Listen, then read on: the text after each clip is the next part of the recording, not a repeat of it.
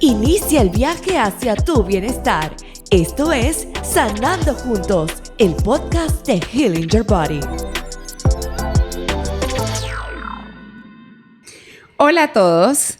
Qué gusto poder saludarles hoy en Sanando Juntos, el podcast de Healing Your Body.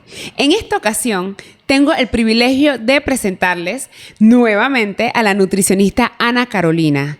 Ella es una nutricionista muy especializada porque se ha especializado en tantas cosas y también me ha ayudado a mí en lo largo de mi vida, en mis procesos.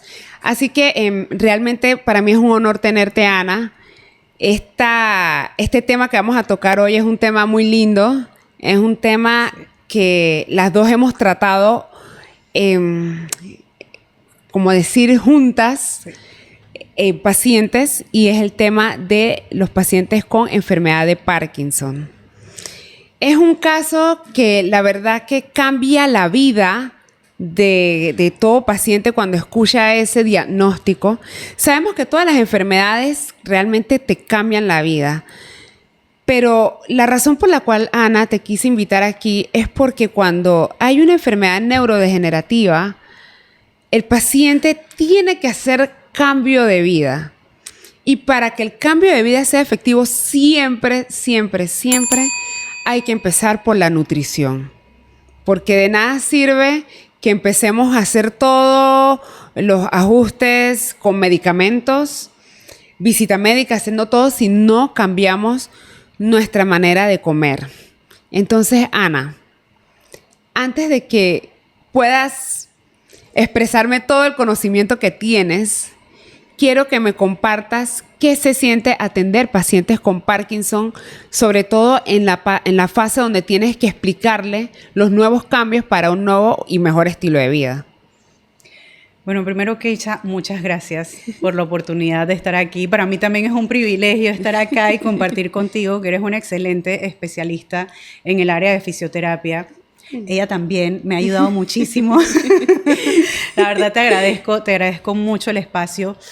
Y cuando llega a consulta el paciente con Parkinson, el paciente la mayoría del tiempo llega con miedo, llega con un poquito de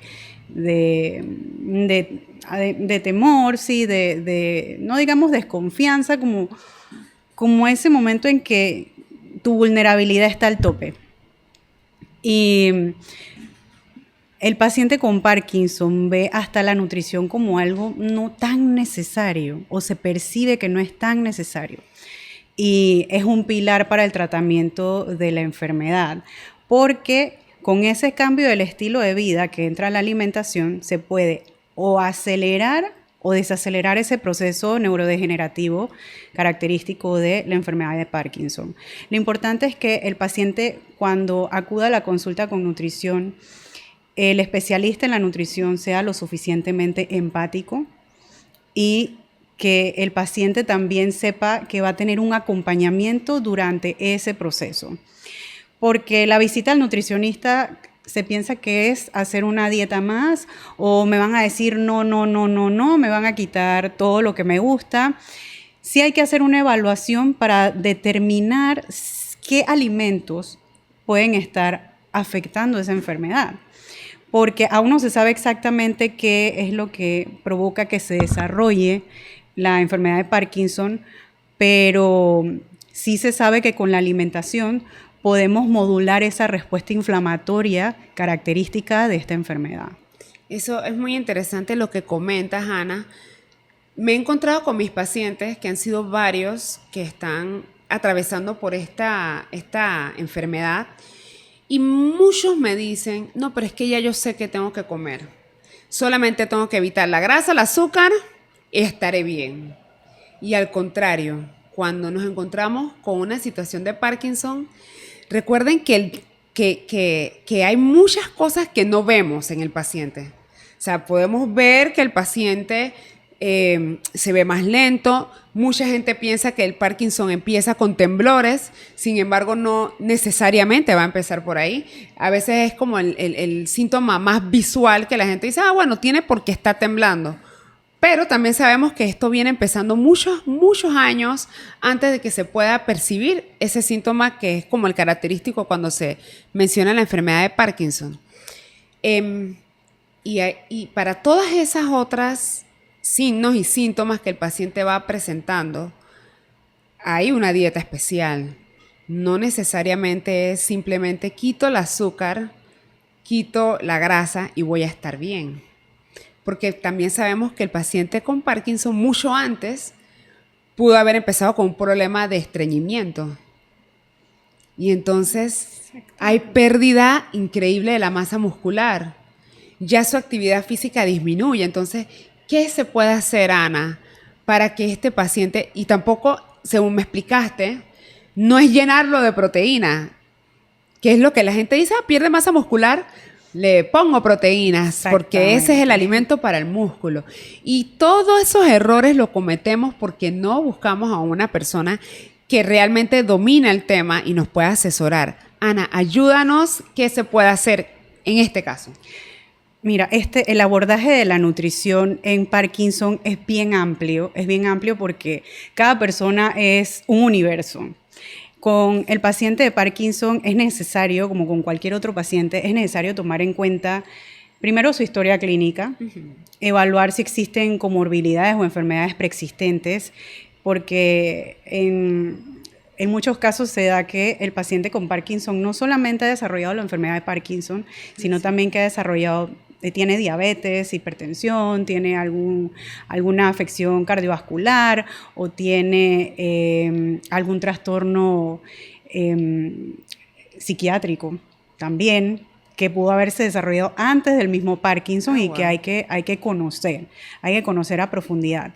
Como con cualquier paciente, no existe como una dieta única, sino que uno adapta el plan de alimentación dependiendo de la clínica del paciente. Eso sí, dentro de los estudios que existen actualmente y la evidencia pues, de la alimentación en Parkinson, la que más predomina y que es la reina de prácticamente todas las dietas es la dieta mediterránea.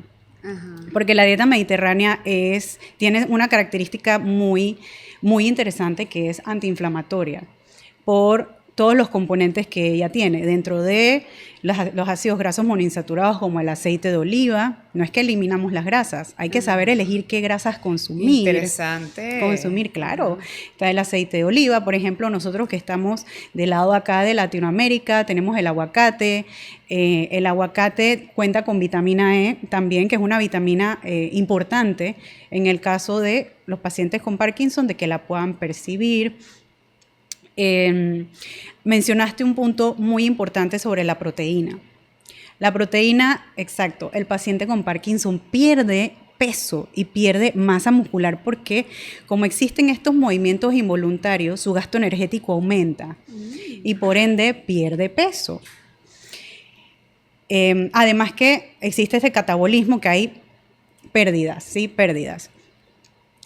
La proteína, si pensamos automáticamente masa muscular, voy a utilizar proteína, vamos a meterle proteína en polvo, vamos a hacer que coma bastante carne, pollo, todo lo que sea proteína. Bien, la proteína es importante que se comente aquí, que sí es necesaria, pero en el paciente con Parkinson la dieta debe ser hipercalórica, debe ser densa en calorías y cuidar mucho la cantidad de proteína que se da porque puede interaccionar con el medicamento, en este caso el levodopa que se le administra al paciente, y en cantidades específicas, porque el paciente con Parkinson también manifiesta hipomotilidad, que es la disminución de este peristaltismo, estos movimientos del sistema gastrointestinal, lo que provoca el estreñimiento. Bien, entonces si damos más proteína, vamos a provocar que ese estreñimiento sea mucho más agudo, ¿sí? Así que en este caso es importante evaluar al paciente para determinar la cantidad de proteínas que se va a administrar o se va a dar, en qué momentos. Se recomienda más que la proteína sea al final del día para que no interaccione con las tomas del medicamento, ¿sí? Y no es cuestión de dar proteína por darla, porque nosotros, claro, una persona sana piensa que, bueno, quiero ganar masa muscular, entreno y como bastante proteína, aunque tampoco es necesario tanta proteína, el cuerpo absorbe una cantidad. Y en el paciente con Parkinson no solamente se toma en cuenta el consumo de proteínas, también el de antioxidantes, que son necesarios para que se disminuya todos estos radicales libres, toda esta respuesta inflamatoria, el estrés oxidativo que existe dentro de estos pacientes, y el consumo de carbohidratos complejos, porque el paciente necesita calorías, necesita alimentos que puedan preservar esa masa muscular y que no se disminuya más por ese gasto energético tan elevado que tiene y muy característico pues de la enfermedad de Parkinson. Oye, interesante lo que nos dices, Ana Carolina. ¿Y tú qué piensas de los suplementos cuando el paciente está así medio flojo en proteínas? De pronto le dirán, bueno, vamos a ponerle suplementos. Me dijiste que cuando es proteína es un tema que se controla, pero ¿y los otros suplementos que suelen recomendar? A veces no siempre los doctores, a veces tus amigos dicen, ay, estoy en esta línea y en esta otra línea y esto da buenos resultados. Entonces, ahí, ¿cómo manejas la parte de suplementos y alimentación? Y ese es un punto importante a tocar, porque hoy día contamos con una gama de suplementos, las redes sociales, que hay una infoxication, creo que le llaman, como intoxicación de información. Exacto. Que hay tanta información, entonces uno busca en TikTok o en Instagram suplementos para Parkinson y te salen todos estos suplementos y uno tiene que tener cuidado porque hay que saber validar qué suplementos necesita X paciente que tenga la enfermedad de Parkinson. Bien, antes de poder tomar una decisión de qué suplementos utilizar, hay que hacer analíticas de laboratorio. Por ejemplo, evaluar cómo están las vitaminas del grupo B, cómo están los niveles de vitamina D, que hoy día hay mucha deficiencia de vitamina D, cómo están los niveles de hierro en el paciente, evaluar también cómo están sus proteínas totales. Sí hay suplementos estudiados en relación pues, con la enfermedad de Parkinson, que está el Mucuna pruriens, y está también la melena de león. No porque le estoy diciendo aquí, usted va a ir a comprarlo, ojo. Ajá. Porque recuerden que así como cualquier medicamento, hay efectos secundarios. O sea que si usted va y de repente se lo toma y dice, yo es que lo vi aquí y entonces me dio esto, cuidado, hay que tener mucho cuidado al momento de elegir el suplemento, por eso existimos nosotros.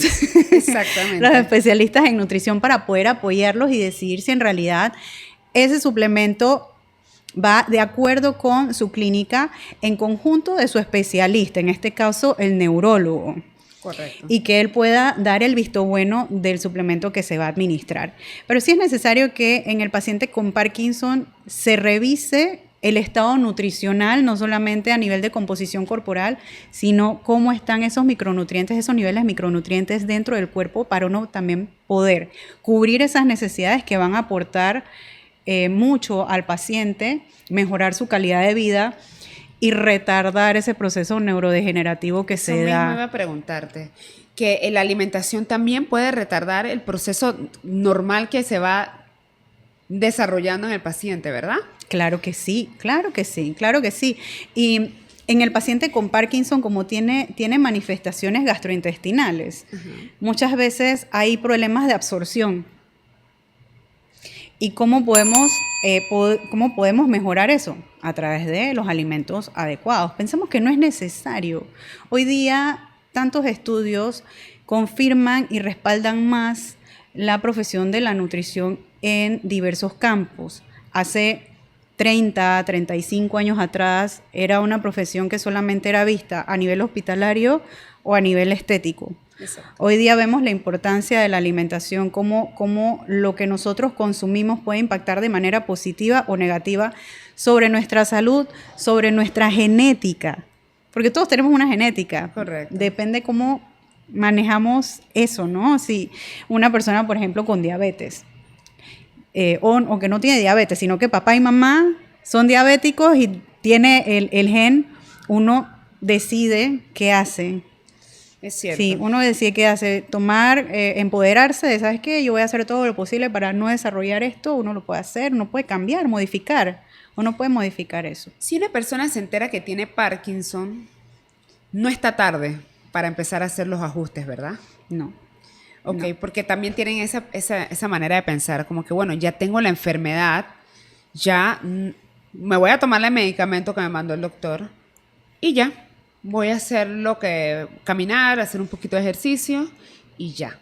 Pero el problema de esto también va a veces más profundo. La persona con Parkinson a veces no quiere que nadie sepa. Ah, sí. Es muy característico, me ha pasado mucho con este diagnóstico en particular. No es lo mismo cuando una persona tiene cáncer, no sé por qué, es más difícil que la persona te cuente este diagnóstico. No sé si es porque siente que ya va a depender de otra persona, que va a perder su independencia. Entonces, la información llega muchas veces, el paciente lo cuenta tarde y a veces siente que ya no es necesario pasar por una nutricionista porque, bueno, ya lleva comiendo como estaba alimentándose y ya así está. Pero me comentas que no es tarde porque necesitamos trabajar las diferentes etapas que tiene. Claro. ¿Qué pasa si el paciente tiene problemas ya para tragar? Eso es muy, muy, muy característico en un Parkinson más avanzado. Y en esos casos, ya cuando existe, bueno, la disfagia, que es la dificultad para tragar, hay que considerar un cambio en la alimentación, porque si el paciente lleva una dieta corriente de muchos sólidos, hay un riesgo alto de una broncoaspiración porque no puede tragar. Entonces allí uno aplica estrategias de preparación, más blando, más de tipo gelatina, se utilizan espesantes porque hasta para tomar agua les cuesta. Exacto. Les cuesta. Y si un paciente con este diagnóstico, digamos que no considera importante la parte de la alimentación y come, por ejemplo, Puré. Se la pasa comiendo puré. Puré, y si el puré tiene, por ejemplo, condimentos, si tiene algún otro tipo de estos potenciadores de sabor que son excitatorios del sistema nervioso, puede crear mayor disrupción en todos esos movimientos, puede afectarlo. Y si no lo considera y sigue utilizando estos condimentos, puede acelerar el proceso degenerativo. Wow. Así que es mejor considerar la parte alimentaria. También hay que hablar del presupuesto del paciente. Muchas veces eso te iba a preguntar hay también. presupuestos limitados de que, bueno, no pueden asistir con especialistas de la nutrición, pueden investigar sobre la dieta mediterránea y tomar en cuenta esta parte de lo de la proteína que les estaba conversando. Y comer saludable, que existe esa creencia que comer saludable es costoso. No lo es. Si usted va a comprar productos procesados de supermercado que están empacados, que han pasado por un proceso, sí les va a salir más costoso si son de estos saludables. Exacto. Pero si usted va al mercado de Marisco, el mercado de San Felipe Neri, usted va al Merca, usted consigue alimentos de calidad, nutricional sobre todo, y que los precios que usted va a adquirir esos alimentos son bastante bajos, comparado a lo que uno compra ya listo para consumir en un supermercado. O sea, hay que poner en balanza también. ¿Qué estoy comprando yo hoy día? Si dentro de mi supermercado hay jugos, si dentro de mi supermercado hay todos estos condimentos que uno le pone y que no me está haciendo bien, si estoy comprando dulces o estos productos sin azúcar, ¿qué tan buenos son? Entonces hay que poner en la balanza qué es lo más conveniente y qué no, hacer la prueba. Yo los invito a que hagan la prueba de empezar a crear esos hábitos de comprar en estos mercaditos. Yo lo hago y implementarlo. Claro, es que una maravilla. te ahorras un montón y estás comiendo bien y lo principal, Keisha, es que no te inflamas. Eso es muy cierto. Uno no se inflama. Uno no se inflama. Cuando uno come muy procesado, te inflamas. Y cuando comes de este tipo de productos, alimentos, pues, no pasa. Wow. Hagan la prueba. Sí, vamos a hacer la prueba. Yo la he hecho desde hace ya... El año pasado que te tuve en podcast me dijiste, empieza ya, y empecé. Así que ya llevo un año ya siguiendo fielmente esta práctica. Me comentaste que el paciente con Parkinson, claro, como tiene todos estos síntomas de estar moviéndose, necesita una dieta hipercalórica. Me comentaste. ¿Te ha pasado que el paciente te comente que siga un programa de alimentación y se sienta débil? Se sienta muy debilitado, que no tiene energía, porque no está llegando a la cantidad de calorías que debería llegar. ¿Eso puede pasar? Eso puede pasar, y sobre todo si ven en internet también, cuando consultan en internet, que se van por la dieta cetogénica. Ese tema sí quería como tocarlo acá, porque sí existe evidencia de dieta cetogénica en el paciente con Parkinson, pero no es la mejor opción, porque la dieta cetogénica va a predisponer al paciente a la pérdida de masa muscular. Entiendo. Necesita carbohidratos complejos para mantener ese músculo. De lo contrario, con una dieta cetogénica sí puede aliviar algunas cosas, pero va a deteriorar otras. Hay que tener mucho cuidado. Curar esto, sí, vamos a estar acelerando el proceso de alguna otra manera. Sí, porque por ejemplo en Parkinson, que hay que mantener la respuesta inflamatoria baja, si tú consumes por ejemplo carne frita, que es indicada en dieta cetogénica, muchas cosas fritas, eso provoca lo que le llaman aminas heterocíclicas. Y estas aminas heterocíclicas son neurotoxinas. Oh, wow. Entonces lo que va a hacer es potenciar más y acelerar más ese proceso degenerativo en el paciente con Parkinson. Oh, wow. Cosas que uno no sabe. Vieron que no es simplemente decir, bueno, le quito la grasa y le quito el azúcar, porque vamos a tener manifestación de algún tipo y sí se necesita. Me estoy enterando, amiga, que se necesita tener una dieta muy saludable. Sí. Cuéntame una cosita. ¿Trabajas de la mano con el neurólogo en este proceso de la nutrición del paciente con Parkinson? Bueno, cuando he recibido al paciente con Parkinson, muchas veces o llega buscando una alternativa de tratamiento y se refiere al neurólogo. O de neurología dan referencia a nutrición. Actualmente no he tenido como un trabajo directo con el neurólogo, pero sí el paciente le comparte mis sugerencias. Mis sugerencias, igual con enfermedades, por ejemplo, como esclerosis múltiple, que también se trabaja directamente con un neurólogo. Pero sí es necesario que exista esa comunicación, que haya una buena relación con el paciente, porque el paciente es la fuente de información. Si el paciente no tiene confianza contigo y se guarda mucho, puedes estarte perdiendo de otros puntos en los que podrías ayudar al paciente. Comprendo. ¿Y qué me dices? De pronto este caso podría ser de tu conocimiento, pero también me pasa que mis pacientes con Parkinson a veces me comentan que tienen este tema como de alucinaciones o estos sueños que están durmiendo y tienen estos sueños intensos, y eso también hace que a la hora de dormir se le tenga que regular qué van a comer para dormir, para que no pasen estas pesadillas o alucinaciones. Eso también tendrías que regulárselo. Sí puede impactar y puede impactar, la microbiota intestinal de ese paciente. Si ese paciente tuvo una infección por Helicobacter pylori, o una persona que estaba con diarreas constantes, si una persona con Parkinson sufrió de varias intoxicaciones alimentarias, habría que evaluar cómo está primero su microbiota intestinal. Es importante tomarla en cuenta. Y segundo, el ritmo circadiano.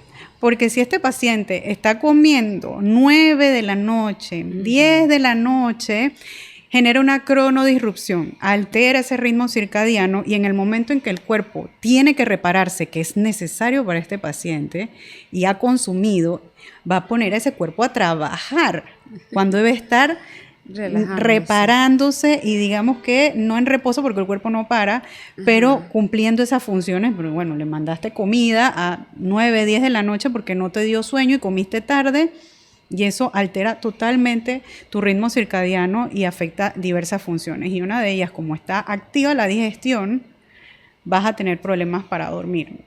No se va a poder bajar el cortisol en los niveles que debería, ni se va a producir la suficiente melatonina. Si el paciente con Parkinson está viendo televisión o utilizando la tablet del celular, va a alterar todo este relojito biológico que nosotros tenemos. Sí puede influir. Me parece que es muy atinado que se le guíe también cómo se va, a qué horas. Claro. Eso también lo hace la parte nutricional. Tú también le vas guiando a qué horas es la mejor hora para comer, ¿verdad? Así es. El paciente con Parkinson también dice que, también en la experiencia, vemos que el paciente puede llegar a un momento donde siente que lo desconectaron y quedó paralizado.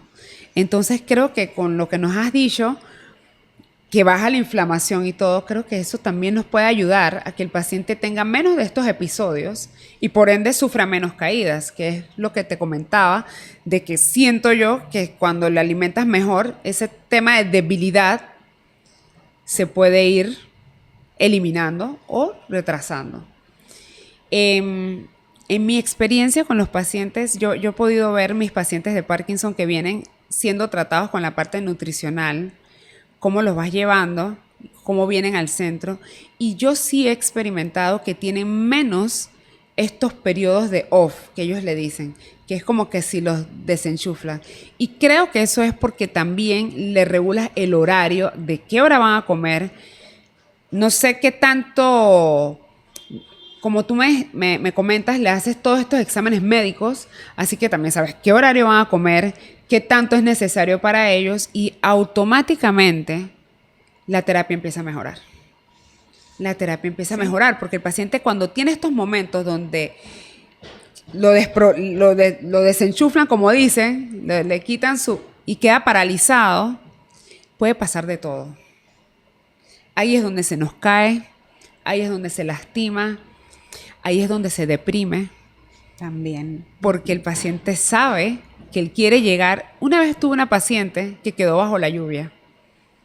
Ella quería llegar a la puerta, pero no podía llegar a la puerta porque sintió que la apagaron. Y pues nosotros salimos en silla de ruedas y la buscamos y la metimos a hacerse su terapia, pero la paciente obviamente quedó muy triste a ver esa realidad. No estaba atendiéndose en ese momento la parte nutricional. Por eso que te digo que he podido ver la diferencia. Sí. He podido percibir la diferencia. Bueno, ella se fue a Estados Unidos, vive allá, y entiendo que está siendo tratada allá. Pero yo les quiero decir que realmente vale la pena que vayan y se atiendan con una nutricionista, porque realmente nosotros queremos ver resultados. Ustedes quieren ver resultados, la nutricionista quiere ver resultados. Todos estamos luchando juntos, no es una lucha solamente del paciente. La familia quiere ver resultados. La familia no los quiere ver tristes. Y hay un error muy grave que hace la familia porque no los quiere ver tristes. Y es que no seguimos las indicaciones nutricionales que tú les puedes dar porque, es que mira, él necesitaba un helado. Él necesitaba un helado y yo no lo quería ver triste. Y claramente no lo queremos ver triste, pero también quiero que el familiar entienda que le podemos hacer daño y que con la nutricionista podemos encontrar esos momentos donde se puede hacer de pronto un desajuste, pero eso no se puede hacer arbitrariamente, decir yo voy a darle el helado porque él ahora quiere un helado y ya está mayor y algún día va a partir y vamos a complacerlo lo más que podemos. ¿Cómo manejas ese tema de manipulación, de presión y todo lo que se da por medio del familiar y con el mismo paciente? ¿Cómo lo manejas, Ana? Uy, bueno, en esos casos uno tiene que hablar con el paciente o el familiar bastante, porque esta enfermedad es seria. Esto no es de porque yo quiero, porque yo tuve un casito así hace unos años que el paciente tenía la indicación de nada por boca, él tenía gastrostomía. Y bueno, la familiar le daba helado y broncoaspiró una vez. Ay, Dios. Gracias a Dios, él salió de eso, pero en realidad los familiares tienen que crear conciencia de la enfermedad. No solamente es el paciente, los familiares que estén a cargo, si el paciente ya es un paciente, digamos, con una evolución marcada en la enfermedad, saber que las decisiones que ellos tengan sin el respaldo, y arbitrariamente sin el respaldo del especialista, es de mucho riesgo. Es de mucho riesgo porque puedes alterar todo. Puedes alterar todo y puedes empeorar el tratamiento que quizás él estuvo o esta persona estuvo haciendo y que él estaba respondiendo bien. Sí hay que ser un poco más consciente de que es una enfermedad seria, una enfermedad delicada, que tiene sus cuidados especiales y tener aceptación de eso. Porque cuando estamos en negación, es que pasa. Ay, no, qué pobrecito, ay, que... No, es más, cuando tú le das algo que él necesita, uno se siente bien, porque tú lo ves en cada visita al neurólogo. Cuando va contigo en la fisioterapia, cómo responde con todos esos ejercicios, cada una de esas pautas que le das y que ves que la persona la ejecuta con éxito. Con eso debemos quedarnos, no porque él tiene que disfrutar de la vida. Hay muchas maneras de disfrutar la vida también. Y cuando tengan dudas de algo, consúltenlo siempre con el especialista. No lo tomen como yo voy a tomar arbitrariamente la decisión de hacer esto, porque ahí entonces, ¿qué beneficio obtengo de eso? Algo que es solamente temporal y que me va a afectar a largo plazo, o algo que yo puedo controlar y que yo sé que a largo plazo va a ser beneficioso para él si no lo hago. Ahí entonces dejo esa reflexión. Esa reflexión está muy buena. Y yo les quiero decir que acá en fisioterapia nosotros hemos visto cómo el proceso, realmente cuando te dicen tienes Parkinson, uno se prepara para lo peor. Pero nosotros hemos tenido pacientes que tienen años con Parkinson y están funcionando aceptablemente bien. Siento que no es pensar de que ya para qué voy a hacer dieta si ya no me queda mucho. No, para nada. Pueden tener una buena calidad de vida a pesar de tener este diagnóstico. Ana es testigo, yo soy testigo de que se puede tener una buena calidad de vida. Recientemente también tuve un paciente que entrevisté, que estoy muy contenta con él, después vas a ver la entrevista. Él nos comentó que su esposa ha sido, y tengo que darle flores a la esposa, pero dice que su esposa ha sido la persona que lo ha hecho hacer lo que él tiene que hacer. Él no va donde una nutricionista como tal porque la esposa tenía conocimientos en nutrición, y también siento que el tabú de pensar de que pues cambiar radicalmente la nutrición, pues creo que le dio miedo. Le dio miedo sentir de que, ok, tengo Parkinson, tengo que cambiar tantas cosas. Pero la esposa lo ha mantenido haciendo terapia, yendo a las citas médicas, le ha cocinado la comida lo más sano que ella puede en sus posibilidades. Y cuando te comenté este caso, me decías que era la manera errónea de pensar mucho los pacientes de que cuando tienes Parkinson, la dieta es cara. Sí. Y gracias por hacer esta salvedad con las opciones, las alternativas que tienen para comer bien y que no es caro. Entonces quiero dejar esa reflexión a todos los pacientes. Tener Parkinson sí es un cambio, cambia el estilo de vida. No necesariamente va a ser caro, pero sí es importante saber cuándo, cómo y dónde voy a comer ciertos alimentos, qué permisos me voy a dar, qué permisos no me voy a dar. Y si usted es esposa, si usted es madre, si usted es hija, si usted es la persona más cercana que tiene ese paciente, tiene que entender que no podemos caer en la manipulación de dar para verlos felices, si a la larga le vamos a hacer daño. El paciente con Parkinson sí puede tener una buena vida no necesariamente el diagnóstico de Parkinson es el fin para muchos pacientes. Tenemos pacientes que se mantienen muy activos y pues ni pareciera que tuvieran Parkinson y llevan años. Tenemos pacientes que trabajamos en común también y llevan años. Es importante hacer ejercicios como pesas. Ustedes dirán, bueno, no necesito pesas. Necesitamos trabajar el equilibrio, necesitamos trabajar en la coordinación. El paciente de que te comento, el señor Griffith, que después vamos a ver, hasta nos dio tips.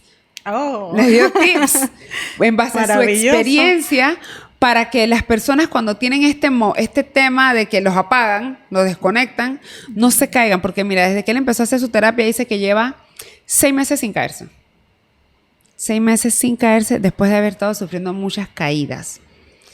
Entonces, creo, Ana, que nos has dado una lluvia de ideas para poder entender cómo manejar un paciente con Parkinson, para poder entender que no se trata solamente de quitar el azúcar y quitar la grasa, que sí son necesarias. Hay que saber escoger cuáles son las que va a comer, las que debe ingerir el paciente, que la nutrición no es solamente para las personas que tienen obesidad, también es para las personas que la vemos delgaditas, pero las vemos delgaditas y cuando vamos a estudiar la historia clínica, como nos comentó Ana, es porque han perdido masa muscular. No necesariamente significa que la persona está en el peso saludable o en el peso ideal. Y también hay que entender por qué está la persona bajando ese peso considerablemente. Gracias, Ana, por todos estos aportes. Aquí hice un resumen, pero no sé si hay algo que quieras agregar porque este tema realmente da para extenderse bastante. No sé si quieras compartir algo más con los pacientes, alguna duda frecuente que hayas visto. Antes de cerrar, no sé si los micrófonos son tuyos, amiga. Ay, gracias. Gracias, Keisha. Este tema es el tema del Parkinson, las enfermedades o trastornos neurológicos son temas que hay que hablar, que hoy día se cuenta con más información, con más evidencia que confirman que el estilo de vida cambia la vida, como comentaste, cambia la vida de estas personas, no solamente en el aspecto de nutrición, sino también del movimiento. Porque puedes comer muy bien, pero si el paciente con Parkinson no recibe una fisioterapia y un movimiento prescrito por un especialista, no vamos a ver una buena evolución. O sea, que ambos van de la mano en conjunto también con la especialidad de neurología, que son puntos claves. Por eso hoy día, y lo que quiero comentarles es que al recibir un diagnóstico, en este caso, por ejemplo, Parkinson, no se queden solamente con lo que les diga el neurólogo. ¿En qué sentido? Que nada más vayan a tomar el medicamento y ya.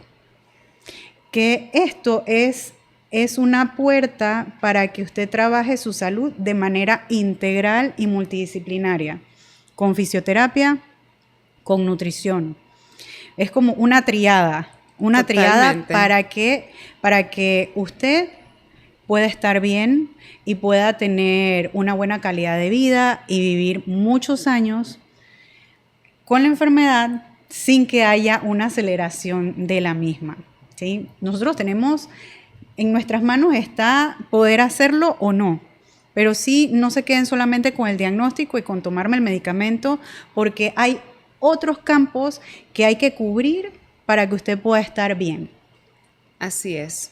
Y como lo dijiste, entre lo que comentaste, decirnos, hay que decirlo, hay que hablarlo, tenemos que saber qué está pasando por su mente. Hay veces que también vamos a tener que derivarlo con un psicólogo, pero no sabemos si no nos dicen. Entonces es importante que ustedes no se rindan. Ese consejo lo dijo mi paciente, no se rindan, sigan luchando.